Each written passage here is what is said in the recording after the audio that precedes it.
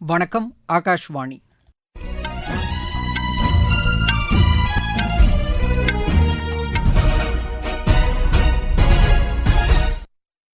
செய்திகள் வாசிப்பவர் பாலசுப்ரமணி கன்னியப்பன்.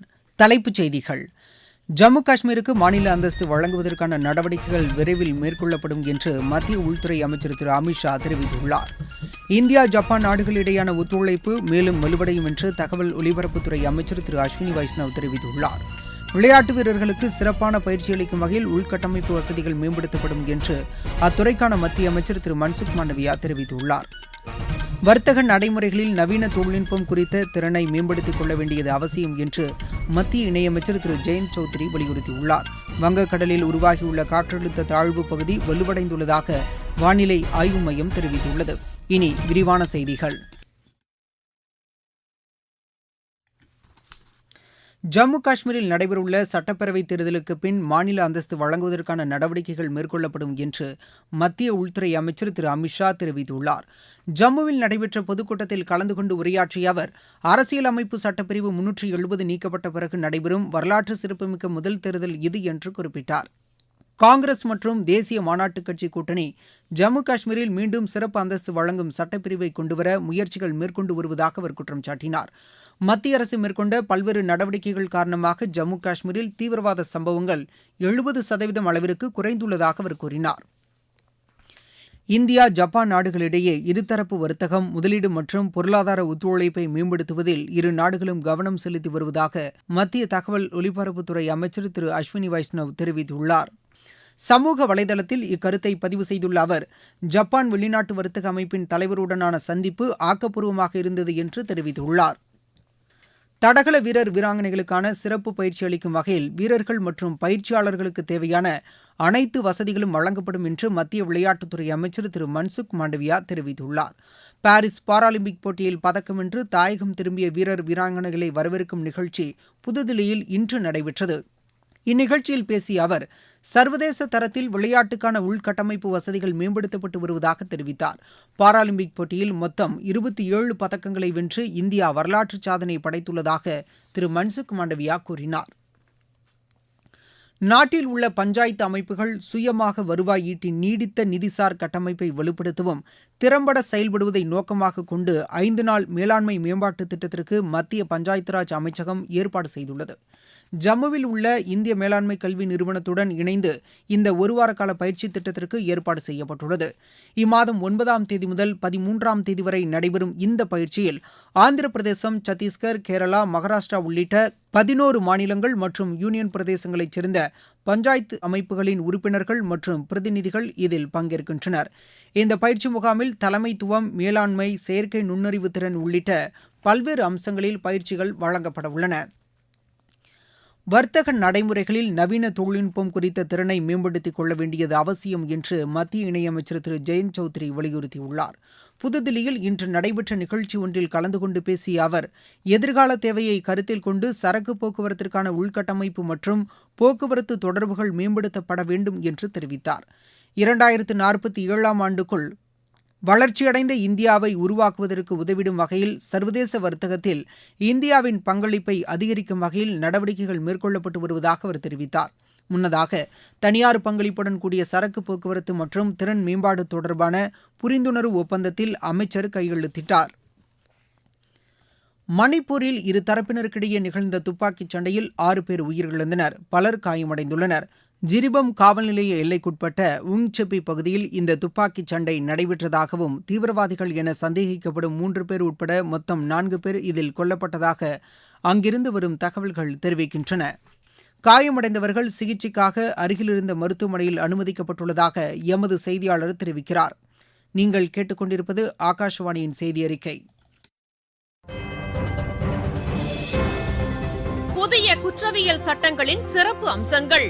இந்த புதிய சட்டங்கள் நீதியில் மட்டுமே கவனம் செலுத்துகிறதே தவிர தண்டனையில் அல்ல. பயங்கரவாத செயல் வரையறுக்கப்பட்டுள்ளது. சிறார்களுக்கு எதிரான குற்றச் செயல்களில் ஈடுபடுவோரை கடுமையாக தண்டிக்கும் சட்ட பிரிவுகள். 7 ஆண்டுகள் அல்லது அதற்கு மேற்பட்ட தண்டனைக்கான வழக்குகளில் தடயவியல் விசாரணை கட்டாயமாக்கப்பட்டுள்ளது. கைது செய்யப்பட்ட நபர் எல்லை வரையறையின்றி எந்த ஒரு நீதிபதி முன்பும் ஆஜர்படுத்தும் முறை.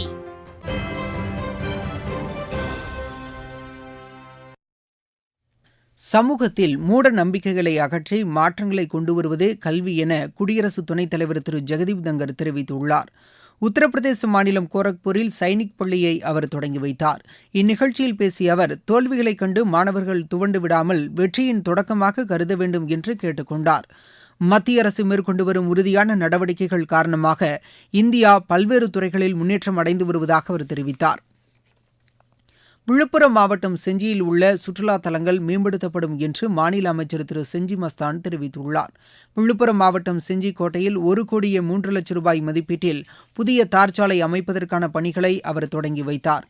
இந்நிகழ்ச்சியில் பேசிய அவர், சுற்றுலா பயணிகளின் வசதிகளை கருத்தில் கொண்டு சாலைகள், குடிநீர், மருத்துவம் உள்ளிட்ட அடிப்படை வசதிகள் மற்றும் பாதுகாப்பை மேம்படுத்துவதற்கான நடவடிக்கைகள் மேற்கொள்ளப்பட்டுள்ளதாக அமைச்சர் தெரிவித்தார். இலங்கை கடற்படையினரால் தமிழக மீனவர்கள் 14 பேர் கைது செய்யப்பட்டுள்ளனர். புதுக்கோட்டை மாவட்டம் ஜெகதாப்பட்டினத்திலிருந்து 3 படகுகளில் சென்ற மீனவர்களை நெடுந்தீவு அருகே எல்லை தாண்டி மீன்பிடித்ததாக கூறி இலங்கை கடற்படையினர் கைது செய்துள்ளனர். அவர்களது 3 படகுகளையும் இலங்கை கடற்படையினர் பறிமுதல் செய்தனர். கைது செய்யப்பட்ட மீனவர்கள் இலங்கையில் உள்ள காங்கேயசம் துறைமுகத்திற்கு அழைத்துச் செல்லப்பட்டுள்ளதாக தகவல்கள் தெரிவிக்கின்றன.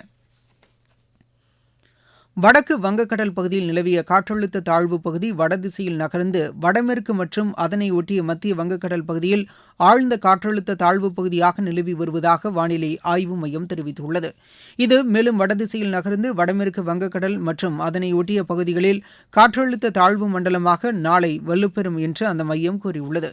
இதனிடையே ஆந்திர மாநில கடற்கரை மற்றும் ஏனாம் பகுதிகளில் நாளை அதி கனமழை பெய்ய வாய்ப்பு உள்ளதாக வானிலை ஆய்வு மையம் தெரிவித்துள்ளது. கிழக்கு ராஜஸ்தான், தெலங்கானா, ஒடிசா மற்றும் மத்திய மகாராஷ்டிரா பகுதிகளில் அடுத்த 3 நாட்களுக்கு அதி கனமழை பெய்ய வாய்ப்பு உள்ளதாக வானிலை ஆய்வு மையம் தெரிவித்துள்ளது. வடகிழக்கு மாநிலங்களான அஸ்ஸாம், மேகாலயா, நாகாலாந்து, மணிப்பூர், மிசோரம் மற்றும் திரிபுரா மாநிலங்களில் அடுத்த 7 நாட்களுக்கு மழை பெய்ய வாய்ப்புள்ளதாக வானிலை ஆய்வு மையம் கூறியுள்ளது. தமிழகத்தில் அடுத்த 7 நாட்களுக்கு ஒரு சில இடங்களில் லேசானது முதல் மிதமான மழை பெய்யக்கூடும் என்று சென்னை வானிலை ஆய்வு மையம் தெரிவித்துள்ளது. இதனிடையே மன்னார் வளைகுடா, தென் தமிழக கடலோரப் பகுதிகள் மற்றும் அதனை ஒட்டிய குமரிக்கடல் பகுதிகளில் அடுத்த 4 நாட்களுக்கு சூறாவளி காற்று மணிக்கு 45 முதல் 55 கிலோமீட்டர் வேகத்தில் வீசக்கூடும் என்பதால் மீனவர்கள் அப்பகுதிகளில் மீன்பிடிக்க செல்ல வேண்டாம் என்று அறிவுறுத்தப்பட்டுள்ளனர். பாகிஸ்தானில் தற்கொலை படையினர் நடத்திய தாக்குதலில் 4 பேர் உயிரிழந்துள்ளனர். இந்த சம்பவம் தொடர்பாக அந்நாட்டு ராணுவம் வெளியிட்டுள்ள அறிக்கையில், ராணுவ தலைமையகம் மீது நடத்தப்பட்ட தாக்குதலுக்கு பாதுகாப்பு படையினர் பதிலடி கொடுத்துள்ளதாக தெரிவிக்கப்பட்டுள்ளது. இப்பகுதியில் பதுங்கியிருக்கும் தீவிரவாதிகளை தேடும் பணிகள் தீவிரப்படுத்தப்பட்டுள்ளதாக அந்த அறிக்கை மேலும் கூறுகிறது. பாரிஸ் பாராலிம்பிக் போட்டியில் ஆடவர் ஷாட்புட் பிரிவில் வெண்கலப் பதக்கம் வென்ற ஹுகோடாவிற்கு 1,50 கோடி ரூபாய் ரொக்கப்பரிசு வழங்கப்படும் என்று நாகாலாந்து மாநில அரசு அறிவித்துள்ளது. இது தொடர்பாக சமூக வலைதளத்தில் பதிவிட்டுள்ள அம்மாநில முதலமைச்சர் திரு நெஃப்யூ ரியோ, பாராலிம்பிக் போட்டியில் பதக்கம் வென்று மாநிலத்திற்கு அவர் பெருமை சேர்த்ததாக குறிப்பிட்டுள்ளார். மேலும் விளையாட்டுத் துறையில் வழங்கப்படும் அர்ஜுனா விருதுக்கு அவரது பெயர் பரிந்துரைக்கப்படும் என்றும் அம்மாநில முதலமைச்சர் கூறியுள்ளார். பாரிஸ் பாராலிம்பிக் மகளிர் ஒற்றையர் பிரிவு பேட்மிண்டன் போட்டியில் வெள்ளிப்பதக்கம் வென்ற தமிழக வீராங்கனை துளசிமதி முருகேசன், மாற்றுத்திறனாளிகள் விளையாட்டுப் போட்டிகளில் தங்களது திறனை வெளிப்படுத்தும் வகையில் அரசு சார்பில் உதவிகள் வழங்கப்பட்டு வருவதாக தெரிவித்தார். எமது செய்தியாளரிடம் பேசிய அவர், தாயகம் திரும்பியபோது தமக்கு அளிக்கப்பட்ட சிறப்பான வரவேற்பு மகிழ்ச்சி அளிப்பதாக உள்ளது என்று கூறினார். பெங்களூருவில் நடைபெற்று வரும் துலீப் கோப்பை கிரிக்கெட் போட்டியில் 3ஆம் நாளான இன்று இந்தியா பி அணி 6 விக்கெட் இழப்பிற்கு 150 ரன் எடுத்துள்ளது. இந்தியா பி அணி முதல் இன்னிங்ஸில் 321 ரன்னுக்கு ஆட்டமிழந்தது. இந்தியா ஏ அணியின் முதல் இன்னிங்ஸ் ஸ்கோர் 231. ஷாங்காய் டென்னிஸ் போட்டியில் ஆடவர் இரட்டையர் பிரிவு இறுதி ஆட்டத்தில் இந்தியாவின் ரித்விக் அர்ஜுன் கதே இணை சீன இணையிடம் தோல்வியடைந்தது. ஜோர்டானில் நடைபெற்ற 18 வயதுக்குட்பட்டோருக்கான ஆசிய கோப்பை கூடைப்பந்து போட்டியின் காலிறுதி ஆட்டத்தில் சீனா 89-43 என்ற புள்ளி கணக்கில் இந்தியாவை வென்றது. மீண்டும் தலைப்புச் செய்திகள். ஜம்மு காஷ்மீருக்கு மாநில அந்தஸ்து வழங்குவதற்கான நடவடிக்கைகள் விரைவில் மேற்கொள்ளப்படும் என்று மத்திய உள்துறை அமைச்சர் திரு அமித்ஷா தெரிவித்துள்ளார். இந்தியா, ஜப்பான் நாடுகளிடையான ஒத்துழைப்பு மேலும் வலுவடையும் என்று தகவல் ஒலிபரப்புத்துறை அமைச்சர் திரு அஸ்வினி வைஷ்ணவ் தெரிவித்துள்ளார். விளையாட்டு வீரர்களுக்கு சிறப்பான பயிற்சி அளிக்கும் வகையில் உள்கட்டமைப்பு வசதிகள் மேம்படுத்தப்படும் என்று அத்துறைக்கான மத்திய அமைச்சர் திரு மன்சுக் மாண்டவியா தெரிவித்துள்ளார். வர்த்தக நடைமுறைகளில் நவீன தொழில்நுட்பம் குறித்த திறனை மேம்படுத்திக் கொள்ள வேண்டியது அவசியம் என்று மத்திய இணையமைச்சர் திரு ஜெயந்த் சௌத்ரி வலியுறுத்தியுள்ளார். வங்கக்கடலில் உருவாகியுள்ள காற்றழுத்த தாழ்வு பகுதி வலுவடைந்துள்ளதாக வானிலை ஆய்வு மையம் தெரிவித்துள்ளது. இத்துடன் இந்த செய்தி அறிக்கை நிறைவடைந்தது.